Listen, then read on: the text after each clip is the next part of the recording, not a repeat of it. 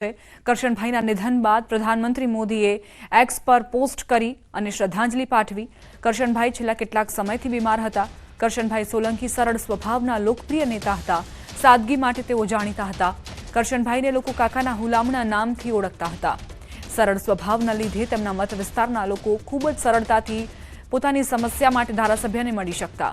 ત્યારે કરશનભાઈની વિદાયથી કડીમાં શોકનો માહોલ છવાયો છે। કરશનભાઈ સોલંકી 2022ની ગુજરાત વિધાનસભાની ચૂંટણીમાં ભારતીય જનતા પાર્ટીનું પ્રતિનિધિત્વ કરતા હતા।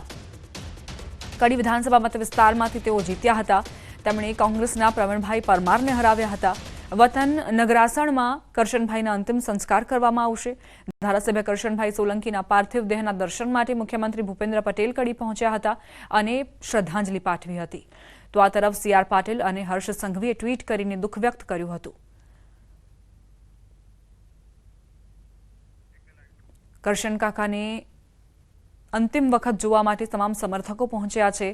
તમામ અશ્રુભીની આંખો સાથે તેમને અંતિમ વિદાય આપી રહ્યા છે। કડીના ધારાસભ્ય કરશન કાકા, જેઓ કાકાના હુલામણા નામથી સૌ કોઈમાં લોકપ્રિય હતા। લોકો પોતાની સમસ્યાઓ જણાવવા માટે કરશન કાકા સામે જ જતા અને એવો ભાવ સાથે લઈને જતા કે કરશન કાકા તેમની મુશ્કેલીઓ દૂર કરી જ દેશે।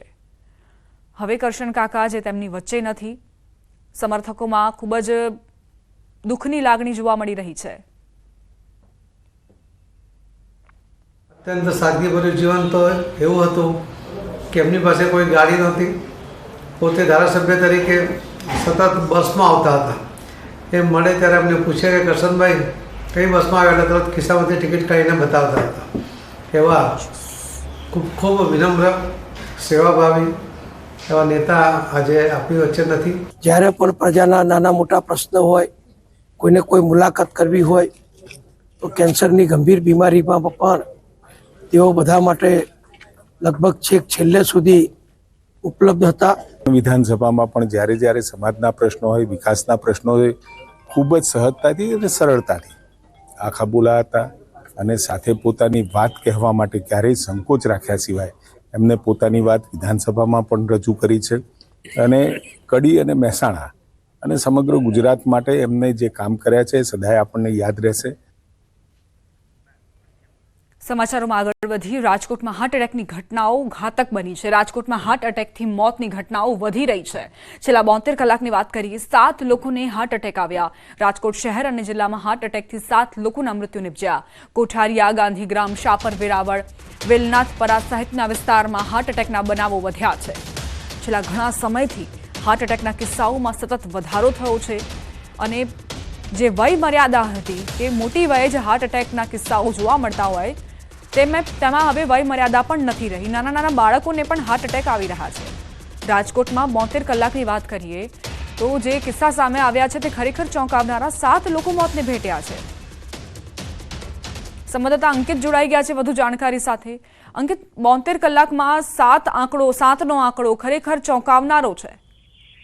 ચોક્કસ દીપા, ખાસ કરીને વાત કરવામાં આવે તો રાજકોટમાં 72 કલાકની અંદર જ રાજકોટ શહેર તેમજ જિલ્લામાં હાર્ટ એટેકના કારણે 7 વ્યક્તિઓના મોત નીપજ્યા હોવાનો બનાવ છે તે સામે આવ્યો છે। 7 હાર્ટ એટેકના કારણે જે મોટા ભાગના લોકોના જે મૃત્યુ થયા છે તેમની ઉંમર 50 થી 60 વર્ષની વચ્ચે હોવાનું છે તે સામે આવ્યું છે। ત્યારે જે હૃદય રોગના હુમલાના કારણે મોત થયા છે તેમાં 6 પુરુષ અને 1 મહિલાનું છે તે મોત થયું છે। તો સાથોસાથ 35 વર્ષની ઉંમરના શૈલેષ બારૈયા નામના વ્યક્તિનું પણ મૃત્યુ થયું છે। ખાસ કરીને વાત કરવામાં તો કોઠારિયા વિસ્તાર, ગાંધીગ્રામ વિસ્તાર, સાપર, વેરાવળ વિસ્તાર, વેલનાથપરા વિસ્તાર સહિતના વિસ્તારોમાં રહેતા વ્યક્તિઓને હાર્ટ એટેકના કારણે તેમના મોત નીપજ્યા હોવાનો બનાવ છે તે સામે આવ્યો છે। આભાર અંકિત, જાણકારી આપવા માટે। વધુ એક આઈપીએસ અધિકારીએ રાજીનામું આપ્યું। આઈપીએસ અભય ચુડાસમાએ રાજીનામું આપ્યું હોવાના સમાચાર। 1998ની બેચના આઈપીએસ અધિકારી છે અભય ચુડાસમા। અનેક ચર્ચાઓએ પણ જોર પકડ્યું છે। તેમના રાજીનામા બાદ અંગત કારણોસર અભય ચુડાસમાએ રાજીનામું આપ્યું હોય તેવી વિગતો સામે આવી છે। આ સિવાય બની શકે કે તેઓ રાજકીય રીતે પણ આગળ વધે, રાજનીતિમાં આગળ આવે તેવી પણ અટકળોએ અત્યારે જોર પકડ્યું છે। સવાલ અહીં એ કે અભય ચુડાસમાએ આખરે કેમ સ્વૈચ્છિક નિવૃત્તિની લીધી છે। પુલ પરથી કાર નદીના પટમાં ખાબકી. વલસાડના ધરમપુરના આવધ નજીકની ઘટના. મોડી રાત્રે કાર પુલ પરથી નદીમાં ખાબકી. કાર ચાલક ગંભીર રીતે ઇજાગ્રસ્ત થયો. સારવાર માટે સિવિલ હોસ્પિટલ ખસેડવામાં આવ્યો. પુલ પરથી કાર નદીમાં ખાબકતા કાર કાટમાળમાં ફેરવાઈ ગઈ.